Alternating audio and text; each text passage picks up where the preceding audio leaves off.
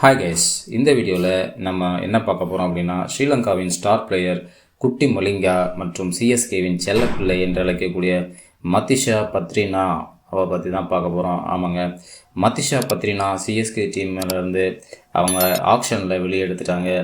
ஏன் மதிஷா பத்ரினாவை வெளியெடுத்தாங்க அப்படின்னு சொல்லிட்டு அவருடைய ரசிகர் எல்லாத்துக்குமே ஒரு ஷாக்கிங் நியூஸாகவே இருந்தது. மதிஷா பத்ரினா அவர் ஸ்குவாடில் இருந்தால் மட்டும் போதும், அவர் விளையாடுறாரோ விளையாடலையோ, அவர் இருந்தால் மட்டும் போதும். நிறைய பேர் அவருக்கு ரசிகராக இருந்தாங்க.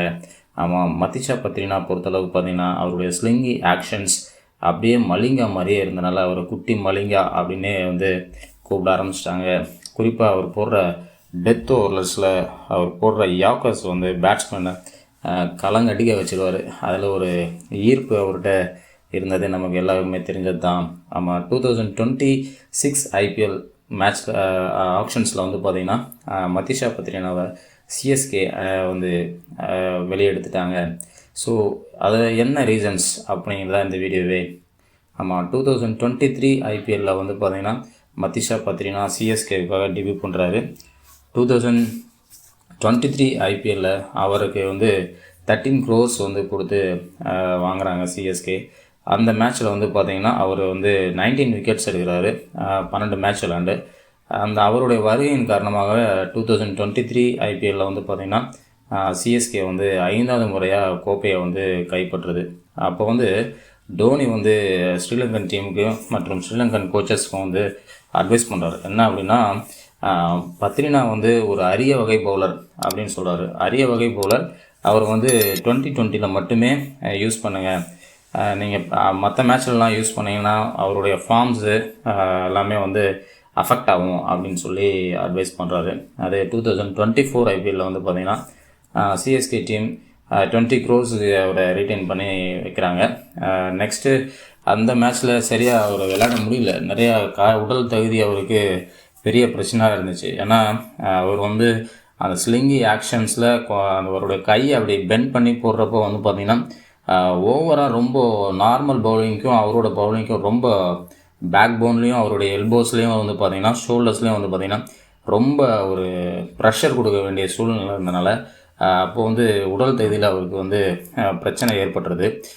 ஸோ அதனால் அவர் ஒரு 14 இன்ஜுரி காரணமாக அந்த 2024 ஐபிஎல்லில் அவர் சரியாக பெர்ஃபார்மன்ஸ் பண்ணல, விளையாடவே இல்லை அப்படின்னு தான் சொல்லணும். நெக்ஸ்ட்டு 2025 பார்த்திங்கன்னா மறுபடியும் சிஎஸ்கே 20 lakhs கொடுத்து அவரை ரிட்டைன் பண்ணுறாங்க. அப்போ அவருக்கு 20 மேட்சஸ் கிடைக்குது, 13 விக்கெட்ஸ் எடுக்கிறாரு. எவ்வளோ ரன்ஸ் கொடுக்குறாருங்க அப்போ பார்த்திங்கன்னா 2025 ஒரு ஓவருக்கு ஆவரேஜாக 10 ரன்னு கொடுக்க ஆரம்பிச்சிடாரு. ஸோ அந்த 10 ரன்னு சராசரியாக பார்த்திங்கன்னா அவருடைய பவுலிங் பர்ஃபார்மன்ஸே ரொம்ப ஒர்ஸ்ட்டாக காட்டுது. ஸோ புவர் பர்ஃபார்மன்ஸ் அப்படின்னு தான் சொல்லணும். அதே மாதிரி அடிக்கடி ரொம்ப காயங்கள் அவருக்கு ஏற்பட்டுக்கிட்டே இருந்துச்சு. அதனால் அவரை என்ன பண்ணுறாங்கன்னா சிஎஸ்கே பயிற்சியாளர் ஃப்ளமிங் என்ன பண்ணுறாருன்னா இலங்கை அணி பயிற்சி குழுவினர்கிட்ட பார்த்திங்கன்னா இவரோட பவுலிங்கை மாற்றி அமைச்சிருக்காங்க அப்படின்னு ஒரு கருத்தை சொல்கிறார். ஆமாம், ஏன் இந்த மாதிரியான புவர் பர்ஃபார்மன்ஸ் அப்படின்னு பார்க்கும்போது பார்த்திங்கன்னா ஏற்கனவே ஸ்ரீலங்கா டீமுக்கு டோனி ஒரு அட்வைஸ் கொடுத்துருக்காரு. என்ன அப்படின்னா, இவர் ஒரு அரிய பவுலரு, 2020 ஃபார்மட்ஸில் மட்டும் யூஸ் பண்ணுங்கள், இல்லைனா அவருடைய பர்ஃபார்மன்ஸ் அஃபெக்ட் பண்ணும் அப்படின்னு சொல்லியிருக்காங்க. அதை கேட்காத ஸ்ரீலங்கா மேனேஜ்மெண்ட் மற்றும் பயிற்சியாளர்கள் என்ன பண்ணியிருக்காங்க அப்படின்னா அவரை டிஃப்ரெண்ட் ஃபார்ம்ஸில் 2020 அதே போல் one day match, next test cricket எல்லாத்துலேயும் அவரை பயன்படுத்தி கடைசியில் என்ன ஆயிடுச்சு அப்படின்னா அவரோட பவுலிங்கில் சில மாற்றங்களை ஏற்படுத்துறதுனால அவர் கன்சிஸ்டன்சியாக பார்த்திங்கன்னா சில மேட்ச்சில் மட்டுமே கான்சென்ட்ரேட் பண்ண முடியல. ஸோ அதனால் அவர் பவுலிங்கில் சேஞ்சஸ் ஏற்பட்டுருச்சு.